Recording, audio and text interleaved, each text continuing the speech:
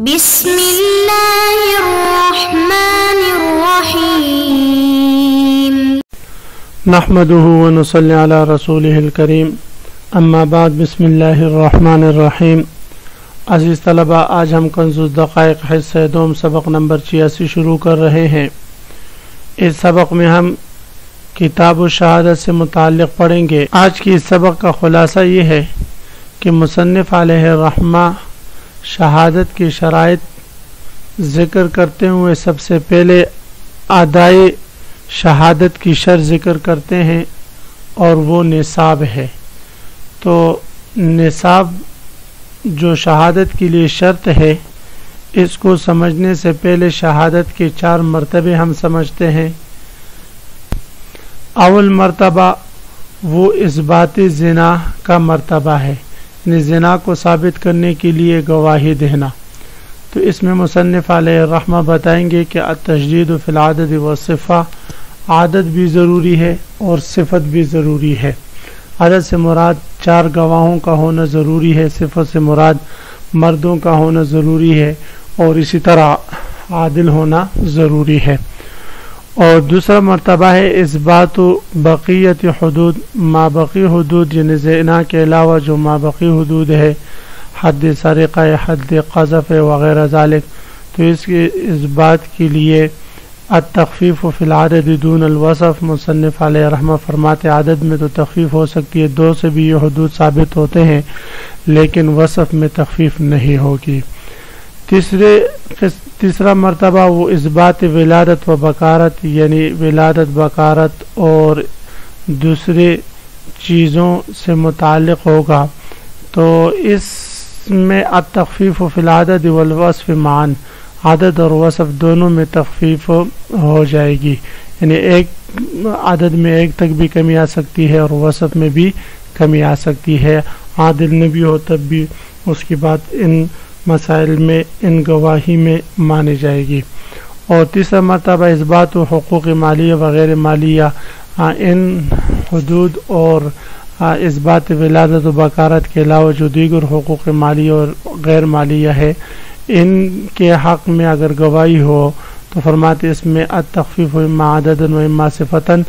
دونوں میں کسی ایک چیز میں تخفیف کریں گے، یا تو عدد میں تخفیف کریں گے یا صفت میں، دونوں میں تخفیف نہیں کر سکتے۔ عزیز طلبہ، جب آپ یہ سمجھ گئے تو اب ہم آتے ہیں کتاب کی طرف۔ تو سب سے پہلے ہم عبارت پڑھتے ہیں وَشُرِطَ لِلزِّنَا 4 رِجَالٍ وَلِبَقِيَّةِ الْحُدُودِ وَالْقِصَاصِ رَجُلَانِ وَلِلْوِلَايَةِ وَالْبَكَارَةِ وَعُيُوبِ النِّسَاءِ فِيمَا لَا يَطَّلِعُ عَلَيْهِ رَجُلٌ امرأة وَلِغَيْرِهَا رَجُلَانِ أَوْ رَجُلٌ وَامْرَأَتَانِ وَلِلْكُلِّ لَفْظُ الشَّهَادَةِ وَالْعَدَالَةِ۔ مصنف علیہ رحمہ فرما رہے ہیں وَشُرِطَ لِلزِّنَا 4 رِجَالٍ، زنا کی اثبات کے لیے 4 گواہوں کی شرط لگائی گئی ہے، یعنی زنا کی اثبات کے لیے 4 مردوں کی گواہی ضروری ہے، اس کے بغیر زنا ثابت نہیں ہوگا۔ وَشُرِطَ لِلزِّنَا لِإِثْبَاتِهِ، یعنی زنا کے اثبات کے لیے شرط قرار دیا گیا ہے 4 رجال، 4 مردوں کا ہونا، 4 مردوں کا ہونا۔ بھئی زنا کے اثبات کے لیے 4 مرد کیوں ضروری ہے؟ اس وجہ سے کہ قرآن میں اللہ رب العزت ارشاد فرماتے ہیں وَاللَّاتِي يَأْتِينَ الْفَاحِشَةَ مِن نِّسَائِكُمْ فَاسْتَشْهِدُوا عَلَيْهِنَّ 4 مِنْكُمْ، کہ تم میں سے 4 مرد پھر ان کے خلاف گواہی دے۔ تو یہاں پر 4 منکم جو ہے یہ تصریح ہے اس بات کی کہ 4 مردوں کا ہونا ضروری ہے۔ گویا کہ شہادت کی شرائط میں سے سب سے پہلی شرط ہے، اور یہ شرط ادائے شہادت سے متعلق ہے، یعنی ادائے شہادت کے لیے نصاب کا ہونا ضروری ہے۔ پھر شہادت کے 4 مرتبے میں نے خلاصے میں بتائے، ان میں سے پہلا مرتبہ ہے اثبات زنا کا، تو اس میں نصاب کی شرط جو ہے وہ 4 مردوں کا ہونا ضروری ہے، کیونکہ قرآن پاک میں اس کی تصریح آئی ہے۔ اس پر یہ اعتراض ہوگا عزیز طلبہ کہ واللاتی یأتین الفاحشۃ من نسائکم فاستشہدوا علیہن 4 منکم میں تو صرف 4 کا ذکر ہے کہ 4 ہوں، تو اس میں کمی یا زیادتی کی نفی تو مذکور نہیں۔ جب کمی یا زیادتی کی نفی مذکور نہیں تو احناف مفہوم مخالف کے بھی قائل نہیں، تو لہذا اگر 3 گواہی دے دے وہ بھی معتبر ہونا چاہیے، 5 گواہی دے دے وہ بھی معتبر ہونا چاہیے۔ تو جواب یہ ہے عزیز طلبہ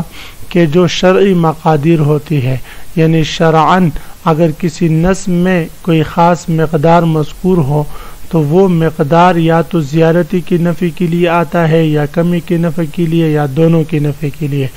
اس لیے کہ پھر اس مقدار کے ذکر کرنے کا فائدہ نہیں ہوتا۔ تو یہاں پر یہ مقدار اربعتن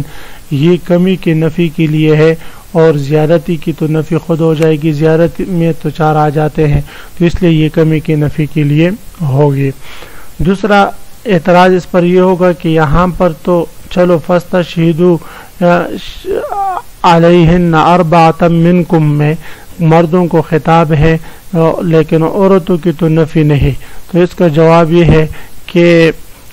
امام زہری رحمہ اللہ تعالی فرماتے ہیں مضت السنۃ من لدن رسول اللہ صلی اللہ علیہ وسلم والخلیفتین من بعدہ اللہ شہادت للنساء فی الحدود والقصاص، فرماتے ہیں کہ کئی سال آپ صلی اللہ علیہ وسلم کے وقت سے لے کر اور حضرات خلفائے اجمعین رضوان اللہ تعالی علیہم اجمعین اور حضرات خلفاء رضوان اللہ تعالی علیہم اجمعین کا زمانہ گزرنے بھی گزرا، لیکن انہوں نے کبھی حدود اور قصاص میں عورتوں کی گواہی قبول نہیں کی۔ تو اس پر اعتراض ہوگا کہ فاستشہدوا شہیدین میں تو آیا ہے کہ تم 2 گواہ جو ہے مقرر کر لو، اور فَإِن لَّمْ يَكُونَا فَرَجُلَيْنِ فَرَجُلٌ وَامْرَأَتَانِ، تو فرماتے ہیں اس کا جواب یہ ہے کہ یہ آیات جو ہے مبیح ہے، اور آپ صلی اللہ علیہ وسلم کا عمل یا گزشتہ آیات جو ہے وہ معنی ہے، اور جب مبیح اور معنی جمع ہو جائے تو فرماتے اس صورت میں معنی کو ترجیح ہوتی ہے، لہذا فاستشہدوا علیہن اربعۃ منکم میں جو معنی ہے اس کو ترجیح ہو۔ تو فرمایا کہ وشرط للزنا 4 رجال، تو زنا کے اس بات کے لیے 4 مردوں کی گواہی کو شرط قرار دیا گیا ہے۔ ولبقیت الحدود والقصاص رجلان، اور ما بقی حدود اور قصاص کی اس بات کے لیے 2 مردوں کی گواہی شرط قرار دی گئی ہے۔ وشرط لبقیت الحدود، اور شرط قرار دی گئی ہے ما بقی حدود یعنی حد سرقہ، حد قذف وغیرہ، اور قصاص کے لیے رجلان 2 مردوں کی گواہی۔ تو ما بقی حدود اور قصاص کے لیے بھی 2 مردوں کی گواہی ضروری ہے، تو یہ شہادت کا دوسرا مرتبہ ہے، یعنی جو زنا کے علاوہ دیگر حدود اور قصاص کی اس بات کے لیے گواہی دی جاتی ہے تو اس میں عدد میں تو تخفیف ہے لیکن صفت میں تخفیف نہیں۔ عدد میں تخفیف کا مطلب یہ ہے کہ 4 سے عدد کم ہو کر 2 آ گئے ہیں، اس میں 2 مردوں کی گواہی بھی اس میں قابل قبول ہے، 4 کا ہونا ضروری نہیں، لیکن صفت میں جو ہے کمی نہیں ہوگی، صفت اسی طرح ضروری ہے جس طرح کے حد زنا کی اس بات کے لیے ضروری تھا۔ تو فرماتے وَلِبَقِيَّةِ الْحُدُودِ وَالْقِصَاصِ رَجُلَانِ، ما بقی حدود اور قصاص کے لیے 2 مردوں کی گواہی شرط قرار دی گئی ہے۔ وَلِلْوِلَادَةِ وَالْبَكَارَةِ وَعُيُوبِ النِّسَاءِ فِي مَا لَا يَطَّلِعُ عَلَيْهِ رَجُلٌ، اور یہ اب شہادت کا تیسرا مرتبہ ہے، یعنی وہ گواہی جو ولادت کی اس بات کے لیے ہو یا بکارت کی اس بات کے لیے ہو یا عورتوں کے ایسے عیوب کی اس بات کے لیے ہو، فی ما لا یطلع علیہ رجل، جس پر مرد کے لیے واقف ہونا ممکن نہ ہو یا ممکن تو ہو لیکن عام طور پر وہ مرد ایسے عیوب پر مطلع نہ ہوتے ہوں، اس کے بارے میں خبر نہ رکھتے ہوں، تو ایسے چیزوں کے اس بات کے لیے امرأتن، ایک عورت کی گواہی بھی قابل قبول ہے۔ اس میں امام مالک اور امام شافعی رحمہ اللہ تعالیٰ کے اختلاف ہے،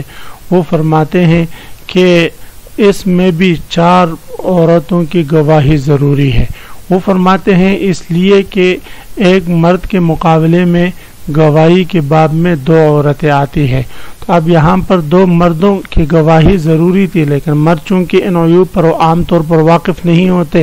تو لہذا ایک مرد کے مقابل دو عورتوں کی گواہی آتی ہے، تو لہذا 4 عورتیں ہوگی، تو تب یہ چیزیں ثابت ہوگی۔ 4 عورتوں کی گواہی سے اس کے بغیر یہ ثابت نہیں ہوگی۔ امرأۃ عزیز طلبہ یہ مرفوع ہے اور یہ نائب فاعل بنتا ہے، شرط فعل محذوف کے لیے ہے۔ اصل میں وشرط للولادۃ والبکارۃ وعیوب النساء فیما لا یطلع علیہ رجل امرأۃ